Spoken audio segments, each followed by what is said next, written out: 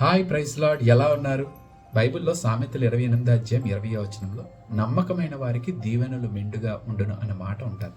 ఎప్పుడైనా దీన్ని గమనించారా?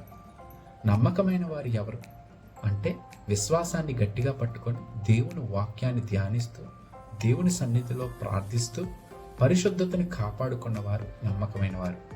ఆయన వచ్చేంతవరకు గట్టిగా పట్టుకొని దేవుని కోసం సాక్షులుగా నిలబడేవారు నమ్మకస్తులు. వీరి జీవితంలో అధికమైన ఆశీర్వాదాలు దేవుడిస్తానన్నాడు.